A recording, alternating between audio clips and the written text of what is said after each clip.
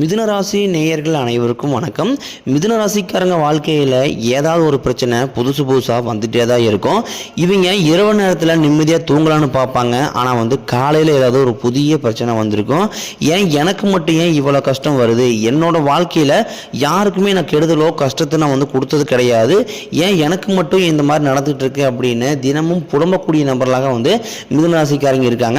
மிதுன ராசிக்காரங்களுக்கு பிரச்சனைங்கிறது வரும், அது கொஞ்ச நாள் இருக்கும், அதுக்கப்புறம் போயிடும். இந்த மாதிரி பிரச்சனை வரும் போகும் அப்படிங்கிற நிலைமையில தான் இருக்காங்க. சுழற்சி முறையில் ஏதாவது ஒரு பிரச்சனை வந்துகிட்டே தான் இருக்குது. இவங்க பிரச்சனையை தவிர்த்தாலும் ஏதாவது ஒரு சூழ்நிலையில பிரச்சனையை வந்துகிட்டு தான் அவங்களுக்கு இருக்குது. இனி வரக்கூடிய காலங்களில் உங்களுக்கு இன்பத்தையும் மகிழ்ச்சியும் கொடுக்கக்கூடிய காலமாக உங்களுக்கு இருக்க போகுது. இது நாள் வரைக்கும் கடந்த விஷயத்தை விடுங்க, இனிமேல் வரக்கூடிய காலங்களில் மிதுன ராசி நேயர்களுக்கு எப்படிப்பட்ட நன்மைகள் வரப்போகுது அப்படிங்கிறத பற்றி இந்த வீடியோவில் நம்ம பார்க்க போகிறோம். இந்த ஆண்டு மிதுன ராசிக்காரங்களுக்கு முதல் மாற்றமே இவங்க நிறைய இடத்துல அவமானப்படுத்தியிருப்பாங்க. அந்த அவமானத்திலிருந்து மீண்டும் வாழ்க்கையில் வெற்றி பெற போகிறாங்க. ஒரு வீட்டில் மிதுன ராசிக்காரங்க இருந்தாங்க அப்படின்னா அந்த வீடு கஷ்டத்தையும் மொத்தத்தையுமே அவங்க ஏற்றுக்குவாங்க.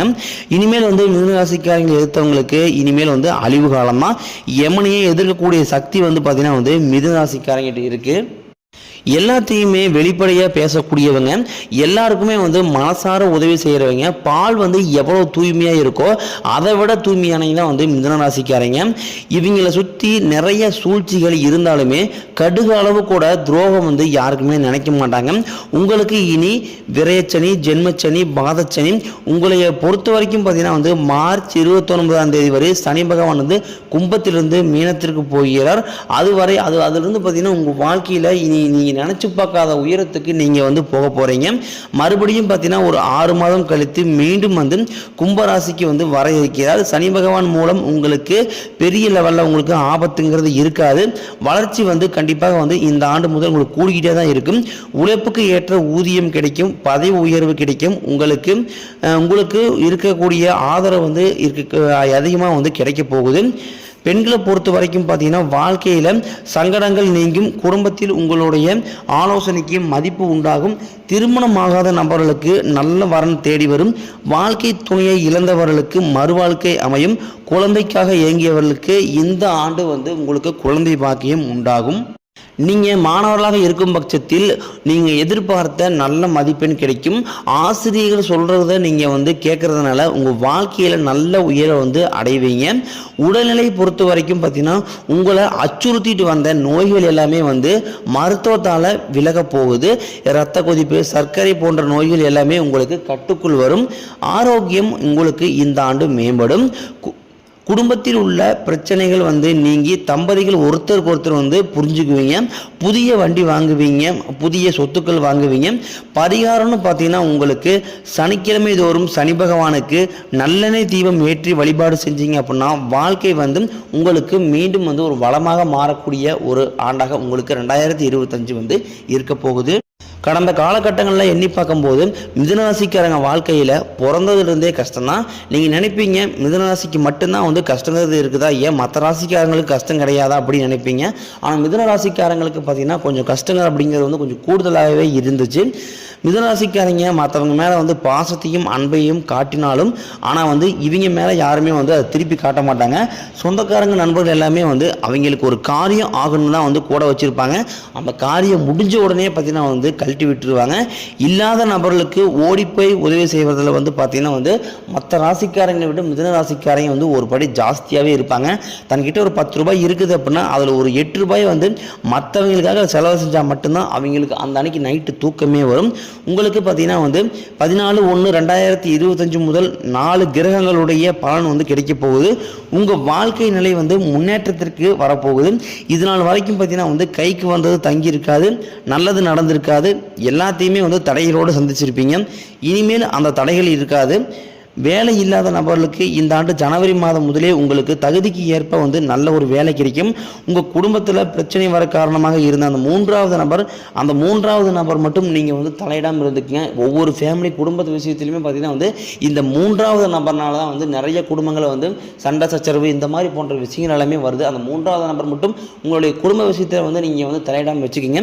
முடிஞ்ச அளவுக்கு பார்த்தீங்கன்னா உங்கள் குடும்ப ரகசியங்கள் யாருமே வந்து உங்களுடைய நண்பர்களோ உங்களோட உறவினர்களிடமோ எவ்வளோ க்ளோஸ் ஃப்ரெண்ட்ஸாக இருந்தாலும் உங்களுடைய பர்சனல் எதையுமே வந்து நீங்கள் வந்து வெளியே வந்து சொல்லாதீங்க.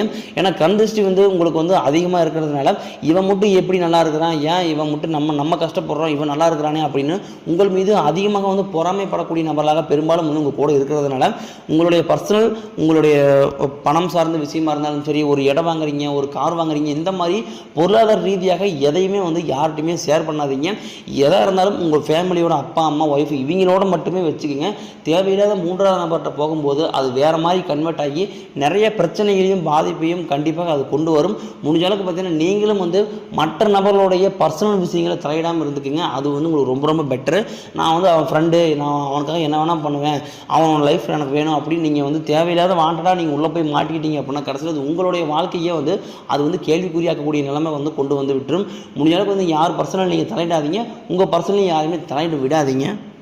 2025 எப்படியெல்லாம் இருக்க போகுது அப்படிங்கிற ஒரு கவலையோடவே நிறைய பேர் இருப்பீங்க. உங்களுக்கு பார்த்தீங்கன்னா வந்து இந்த ஆண்டு வந்து 3 பயிற்சிகள் நடக்க இருக்குது. முதலாவதாக பார்த்தீங்கன்னா வந்து குரு பயிற்சி, இரண்டாவதாக சனி பயிற்சி, மூன்றாவதாக வந்து ராகு கேது பயிற்சி. இந்த 3 கிரகங்களாக வந்து இந்த ஆண்டினுடைய வருட கிரகங்கள். உங்களுக்கு பார்த்தீங்கன்னா வந்து முதலாவதாக மார்ச் 29ஆம் தேதி சனி பயிற்சி நடக்க இருக்குது. மே 14ஆம் தேதி குரு பயிற்சி நடக்க இருக்குது. மே 18ஆம் தேதி ராகு கேது பயிற்சி நடக்கிறது.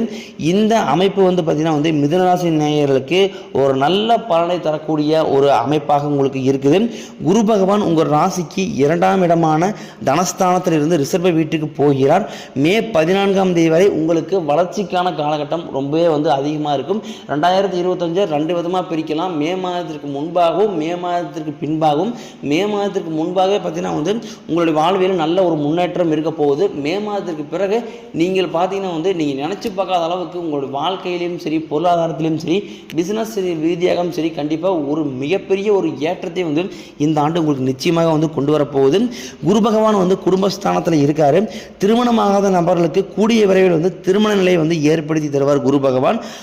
அனுபவ அறிவும் அன்பும் நிறைந்தவர் தான் வந்து இந்த மிதுனராசிக்காரங்க. இந்த ஆண்டு வந்து உங்களுக்கு மனதைரியம் வந்து கொஞ்சம் கூடுதலாகவே வந்து இருக்க போகுது.